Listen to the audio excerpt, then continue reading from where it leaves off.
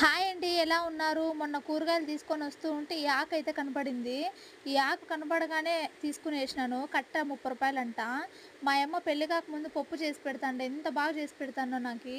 అప్పుడు తినిందే ఇంక ఇన్నేండ్ల వరకు ఎప్పుడు చిక్కలేదు మాకిక్కడ చిక్కది ఆకు. ఇన్నేండ్లకు కనపడిందని ఏమాత్రం ఆలోచించకుండా అయితే తీసుకున్నా. ఇంటికి కూడా వచ్చి పప్పు కూడా చేసుకునేసినా. ఇంక దాంట్లోనే రసం తీసి మా పెద్దోనికైతే తినబెడదామని పక్కకు పెట్టినా. వాడు కారం అంత ఎక్కువ తినడు. ఇంక ఇది తిరుగుబాతు పెడతంటే మా నాన్న గుర్తుకొచ్చినాడు. ఎప్పుడు ఆకుకూర పప్పు చేసినా నెయ్యిలో తిరుగుబాతు పెట్టు, నెయ్యిలో తిరుగుబాతు పెట్టు అనేవాడు మా నాన్న. నాకేమో ఇష్టం కాదని అలాగే తిరుగుబాతు పెట్టేదాన్ని. పాపం మా నాన్న కూడా అలాగే తినేవాడు. ఇక్కడైతే రసంలో మా పెద్దోనికైతే తినిపిచ్చేస్తున్నా. మా చిన్నోడు చూస్తానడా కదా అని వానికి కూడా ఒక పిడిసి పెట్టినా.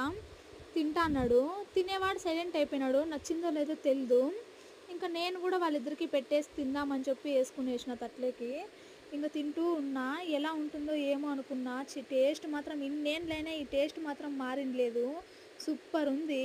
3 పూట్ల వంటలు చేసే నేను ఈ పప్పు మాత్రము మధ్యాహ్నం అదే తిన్నాం, రాత్రికి అదే తిన్నాం. ఇదండి ఇవాల్టి వీడియో.